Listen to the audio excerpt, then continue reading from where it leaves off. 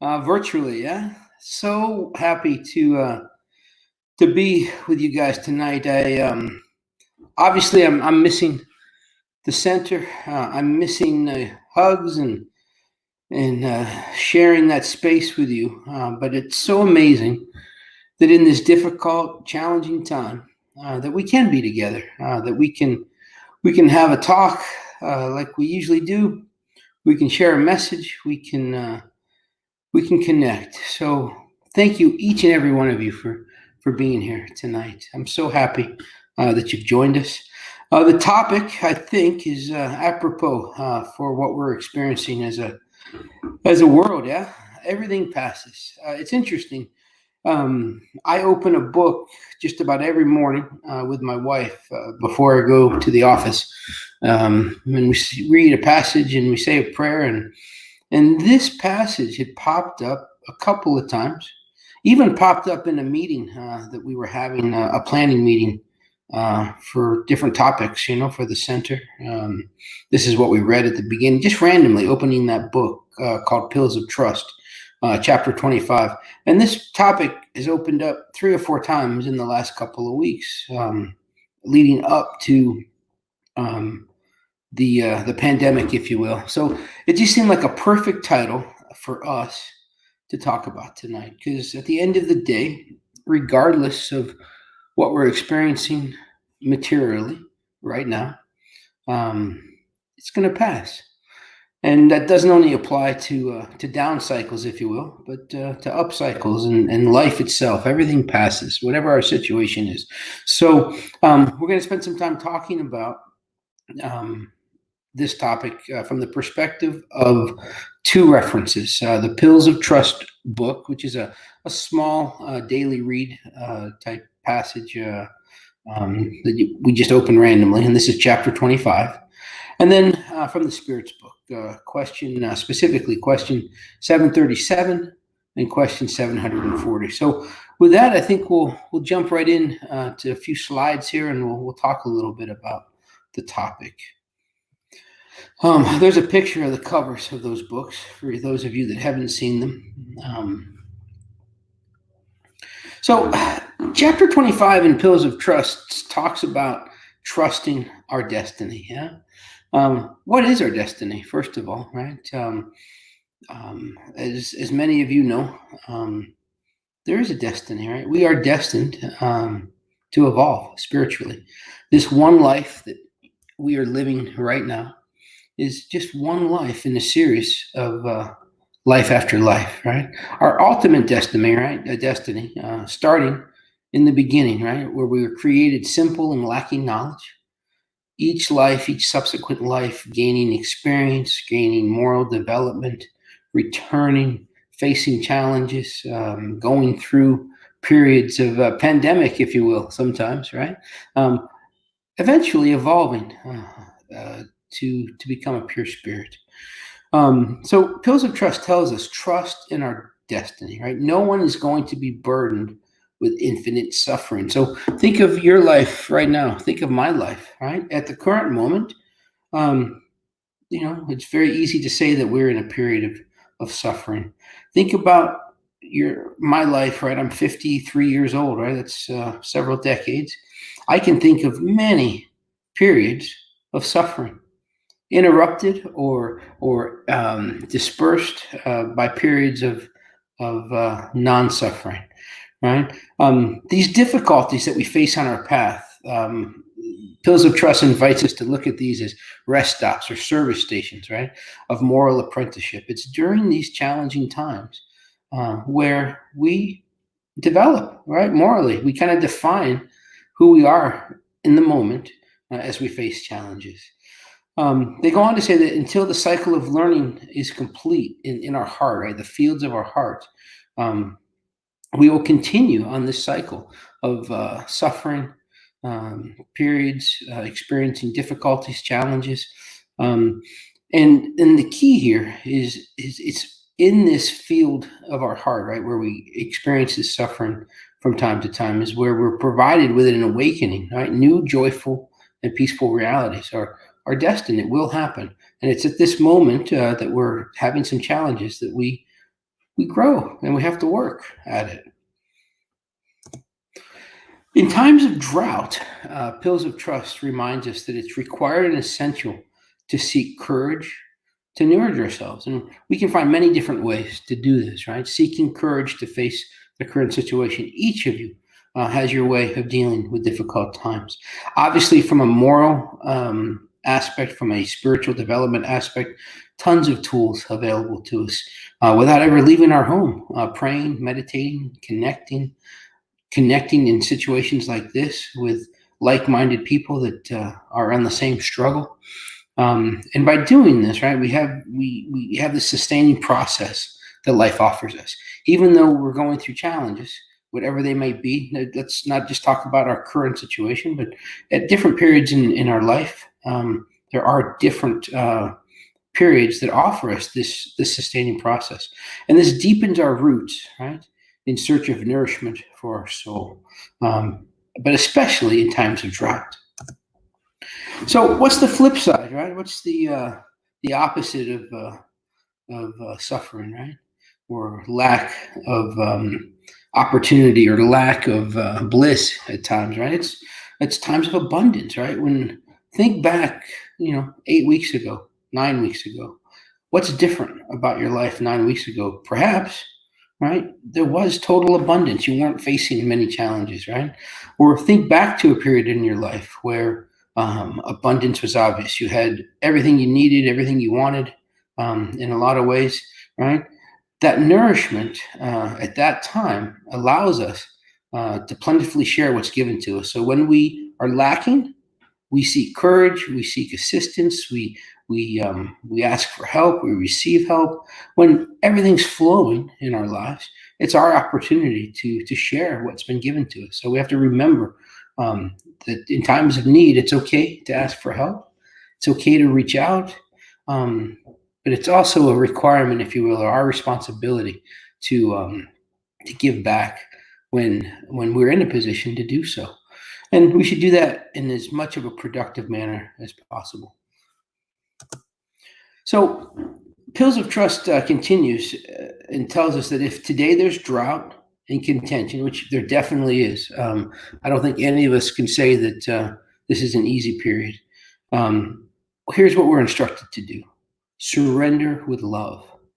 All right. It would be so easy right now to be mad, to be totally upset, to be angry. Some of us are in a difficult situation financially now. We're definitely in a lack of freedom situation, right? It'd be real easy to be super anxious, super upset, super angry. And I'm not saying that I haven't experienced some of those emotions. So I'm not suggesting that if you have, it's a bad thing. But tonight, let's focus on the solution. Yeah, surrender with love, and trust that tomorrow, right, there will be an abundant harvest. This period of suffering, this period of contention, is not going to last forever. And these planting beds that we're in right now, these fields of our heart, at some point will be lusher, will be greener. There's definitely going to be days of joy and abundance ahead of us. And we just need to surrender to the experience right now and understand that what we're experiencing, like all periods of suffering, are temporary, especially in the grand scheme of eternity. One could say that people experience suffering in an entire lifetime. But don't forget, this is one life in a sequence of several lives, all of which coming together, leading to our destiny of spiritual evolution. Regardless, we're told, right, whether we're in a period of drought or abundance, we're instructed to pay attention. Pay attention to not only material things, right, but spiritual things, our moral situation, right? Regardless of good times or bad times, let's pay attention to what we're connecting to. Pay attention to what we're surrounding ourselves with. I don't know about you guys, but I've watched way too much Netflix and Amazon Prime, and oh my goodness, one of the greatest inventions ever, Disney Plus, right? I didn't have that when the pandemic started, but very quickly when we were sequestered, if you will, to home mostly. My goodness, what a great platform, right? But what am I watching on these platforms? What am I spending my time with? And honestly, some of that's been really good and uplifting stuff. There's a lot of good spiritual and a lot of good people programming, life stories of people that have made tremendous contributions. There's also a lot of stuff that just occupies your brain and probably brings your energy level down a little bit. So let's pay attention to what we're doing with our time and what we're giving access to ourselves and those around us. And while we're paying attention, let's be vigilant, right? If we identify that we're wasting time or lowering our energy with what we're feeding to our soul, be vigilant. Change the channel, change the programming. Get outside, go for a walk, jump in a pool if you got one, or get on a bike, right? Or pick up a better input. Grab Happy Life, or grab the Spirit's book, or grab the Gospel according to Spiritism. Attend meetings like this. I'm amazed at how much content I'm seeing on Facebook right now. Just about any time of the day, someone is streaming a talk like this or a conversation on Facebook. And most importantly, during whether it's drought or abundance, don't forget, everything passes. I can think of at least 3 periods in my life when I thought I had it all. Life was going great. I was wanting for nothing. And sure enough, I hit the cliff, and things changed, and I was in a period of drought, right? And at the time, I can think just how devastating it was and how terrible it was. But now I look back in this drought period that I'm in, and I realize what's past, what I've learned, what experiences came out of the previous hardships. And I know right now, during this hardship, there's going to be growth. But some very difficult decisions have had to be made here at home as well as in my business. Very difficult decisions about things that need to change, things that need more attention, and things that we need to be vigilant about. And what I know for sure, and Pills of Trust reinforce this for me, everything passes. So regardless of what we're experiencing right now, surrender with love, and just remember, everything passes. So let's talk about this, right? Let's look at some pictures. We're in a period of drought, right? We're facing a pandemic. We're stuck in our homes. If we go out, we've got to stay 6 feet away from people. We can't give hugs. My in-laws live 5 minutes away, and when we visit, it's 6 feet away, and everybody's wearing masks. You can't give hugs.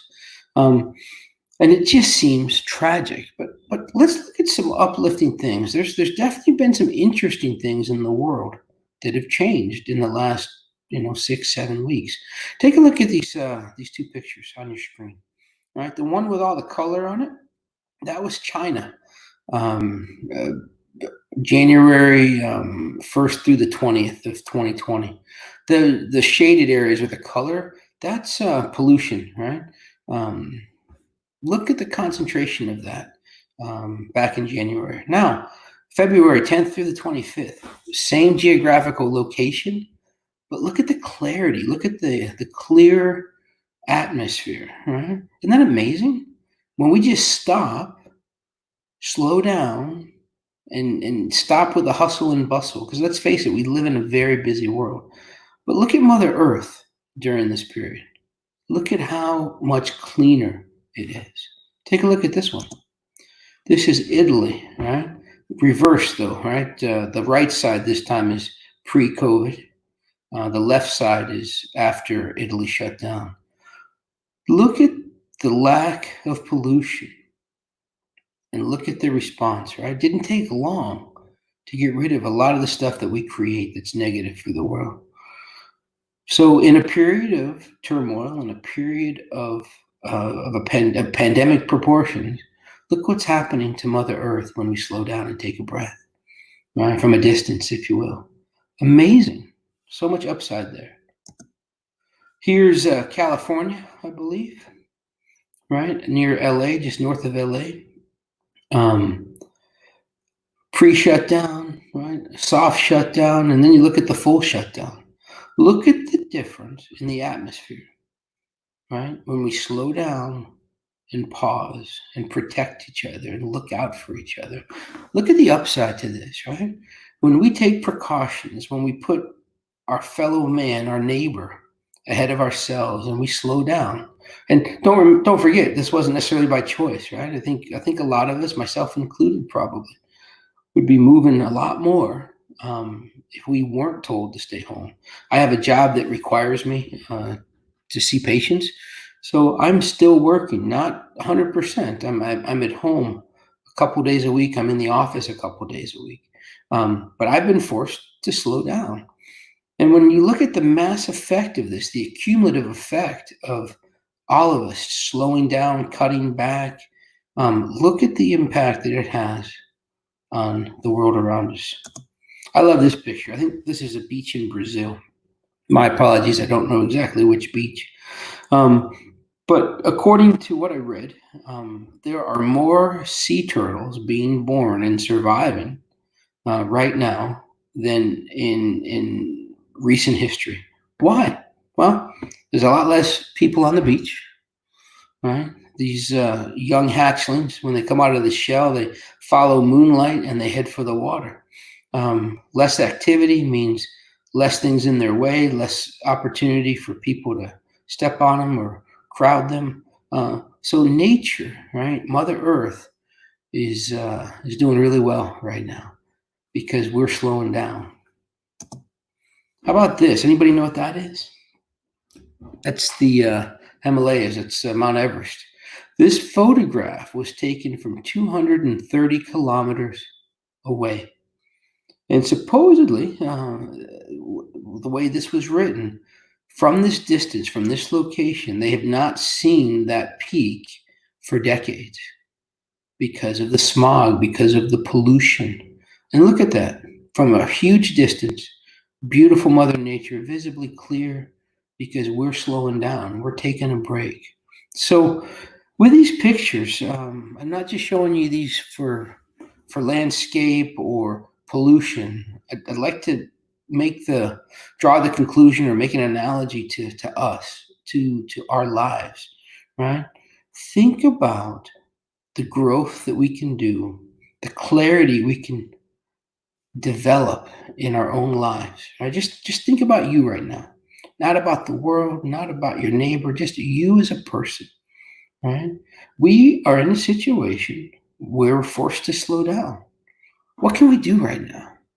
How can we make this a very positive thing, right? Well, one of those things we're doing right now.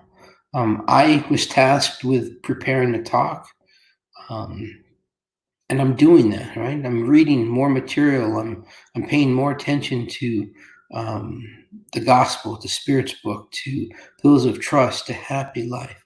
I'm watching more streams of other Spiritist talks on Facebook.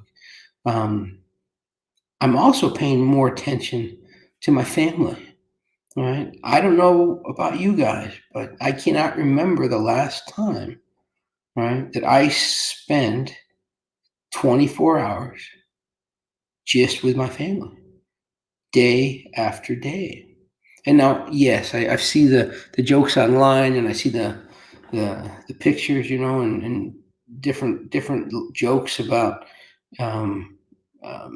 different things, this much closeness can create a lot of humor. But from my perspective, and I hope from yours, that during this time of shelter at home, I've seen a huge connection with my wife, with my daughters.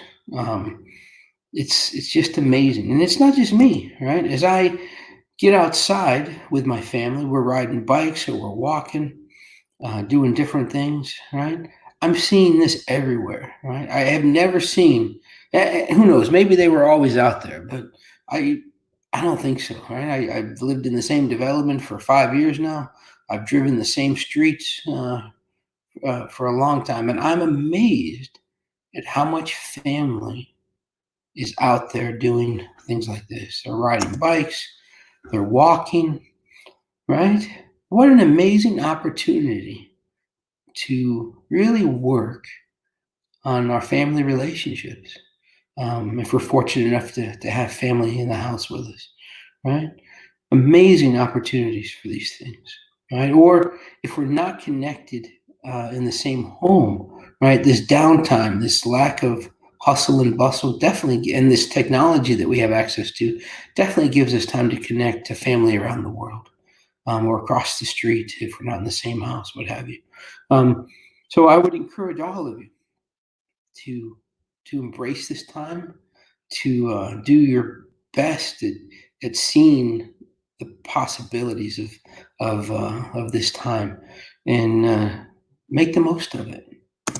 So, what's the Spirit's book tell us about what we're going through right now? Question 737, I believe. Right? For what purpose does God inflict humankind with destructive calamities? So calamities, right? Tsunamis, earthquakes, viruses, right? Pandemics, if you will.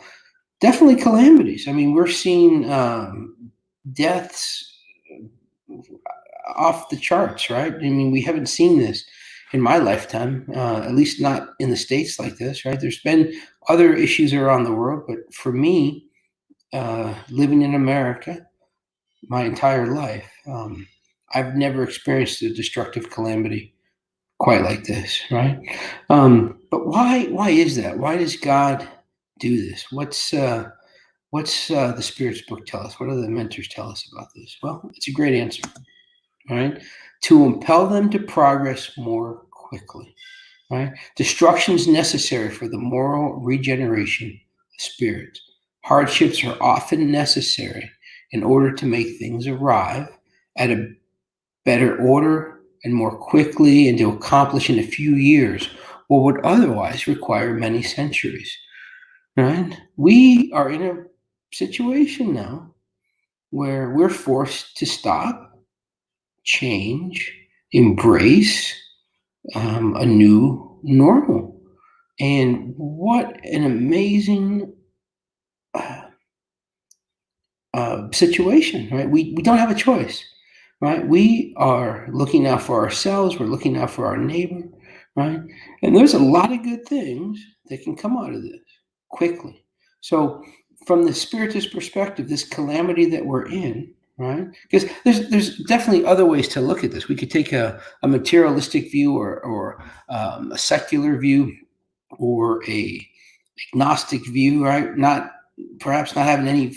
If we didn't have any faith in God, if we didn't believe in reincarnation, if we didn't believe that everything passes, right? And we could be very negative about this. Life isn't fair. How could there be a God that could do this, that could unleash this virus? Imagine the negativity that we could be embracing right now, right? I think of other situations in life where you meet people that say life isn't fair. I lost my job, or my dog died, or how come my cousin passed at such a young age? How come I have this disorder or this problem? How come anything, right? And it's very easy to say life isn't fair, right? But look at the beauty, right? The fairness, the rational understanding that the law of reincarnation presents, right? We have an opportunity to live a life, to grow, right? At our own pace, using our free will, right? This life isn't predetermined, right? I have a choice, you have a choice. We can take a very negative approach, right?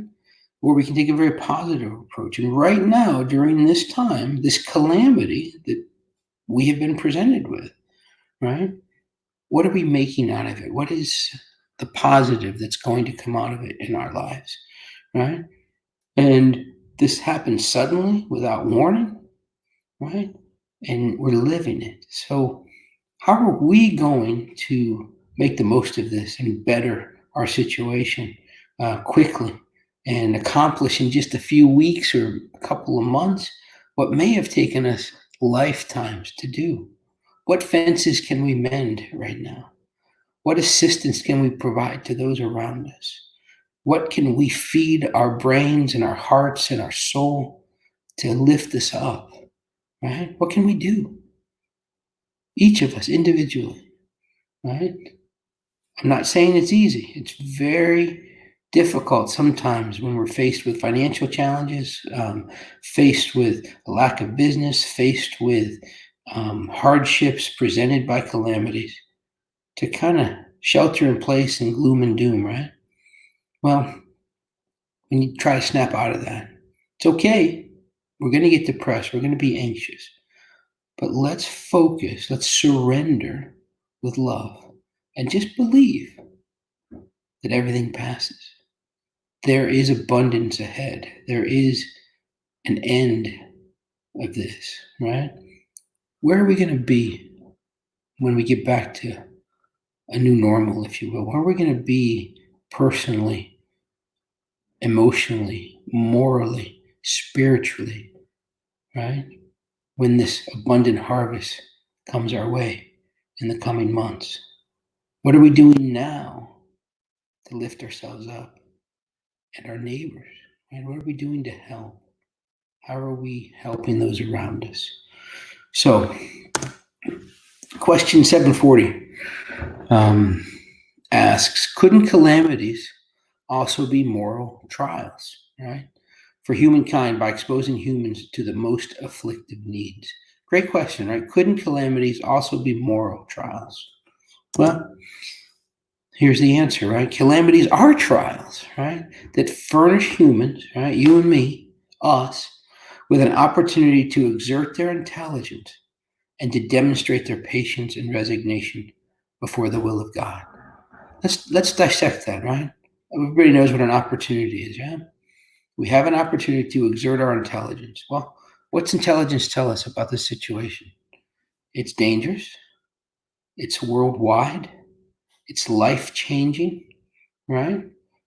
But it's not terminal. It's not the end to the world as we know it, to the world in general, right? Right? There's a limit to this. We don't know the limit. We don't know how much longer this is going to be, right? But the science tells us that this will pass, right? So, exert our intelligence. We know there's an end point to this. Things are going to be different. Life as we know it, our new normal, will be different, right? But this pandemic will not last forever. So that's the intelligent piece. We know this, right? What's the next sentence, right? The next line. And demonstrate their patience, right? We've got to be patient. We've got to shelter at home. We've got to limit our exposure. We've got to do our best to protect ourselves, protect our neighbor, right? Do what we can, do what we have to do, but be patient, right? Ask for help, especially for all of you, right, who are in a situation, right, where you need help. Reach out, right? Call, email. Don't be afraid. There's so much love out there. There's so much assistance, right? Don't be afraid to ask, right? So be patient, ask for help, and demonstrate resignation, right? Just give it up to God, right?